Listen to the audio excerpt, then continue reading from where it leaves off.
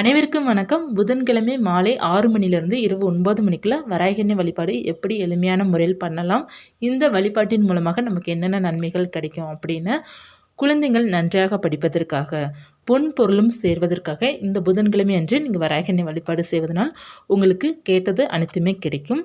எப்படி வழிபாடு செய்யணும் அப்படிங்கிறத இந்த பதிவில் பார்க்கலாம். பச்சை நிற துணி இருக்குது, பட்டு துணியாக இருந்தாலும் சரி அல்லது பச்சை நிற துணியாக இருந்தாலும் சரி எடுத்துக்கோங்க.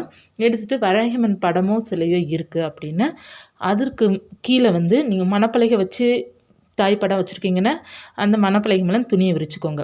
அப்படிலாம் இல்லை, நான் நார்மலாக வச்சுருக்கேன் படத்தை அப்படின்னா நீங்கள் அந்த படத்திற்கு கீழே துணியை விரிச்சுட்டு அதற்கு மேலே வராகி படம் வைங்க.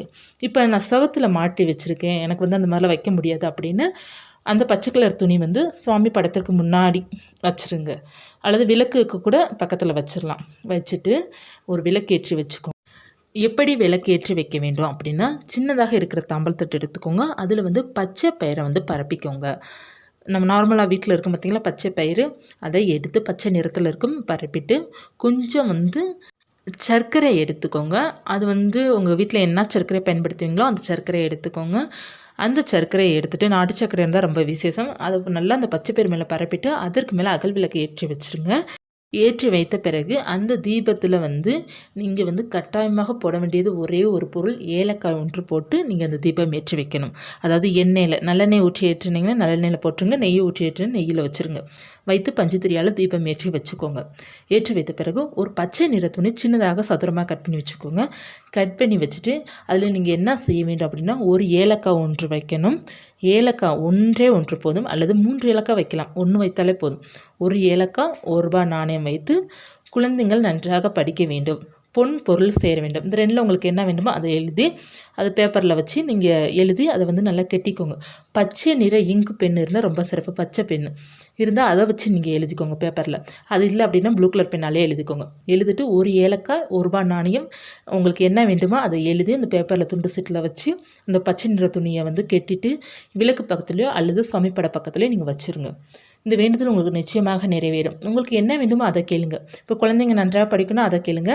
இல்லை குழந்தைங்கள சின்ன குழந்தை தான் அப்படின்னு நீங்கள் கேட்க போகிறது பொன் பொருள், ஏதாவது ஆபரணங்கள், நகை எடுக்கணும் அல்லது பணம் வேண்டும் அப்படிங்கிறத நினச்சி நீங்கள் சுவாமிகிட்ட வேண்டிட்டு இதை செய்து பாருங்கள். நிச்சயமாக அந்த வேண்டுதல் பலிக்கும்.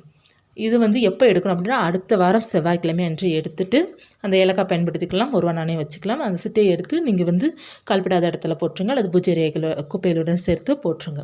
இந்த வேண்டுதல் செய்து பாருங்கள், நிச்சயமாக நடக்கும்.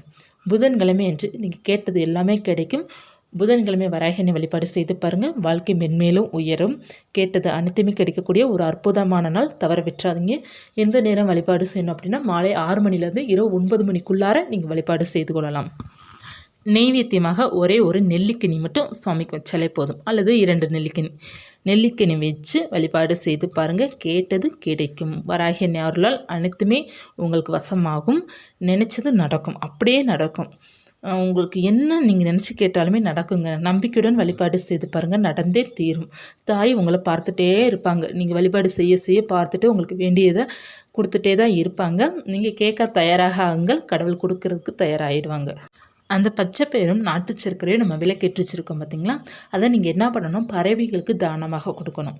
ஏன்னா அந்த தானம் தான் உங்களுடைய வேண்டுதலை பலிக்க வைக்கும். நீங்கள் பறவைகளுக்கு ஏதாவது ஒரு பறவைகளுக்கு போட்டுருங்க. நல்லதே நடக்கும் என்ற நம்பிக்கையுடன் ஒவ்வொரு நாளும் செய்கின்ற ஒவ்வொரு பரிகாரம் சரி, வழிபாடும் சரி, நிச்சயமாக உங்களுக்கு வெற்றியை கொடுக்கும். புதன்கிழமை வழிபாடு உங்கள் வாழ்க்கை நல்ல ஒரு மாற்றத்தை கொடுக்கும். இந்த பதிவு உங்களுக்கு உபயோகமாக இருந்துச்சுன்னா லைக் பண்ணுங்கள். இது போன்ற ஆன்மீக தகவல் தெரிந்து கொள்ளணும் அப்படின்னு சின்ன சப்ஸ்கிரைப் பண்ணி வச்சுக்கோங்க. தொடர்ந்து பார்க்கலாம். நன்றி.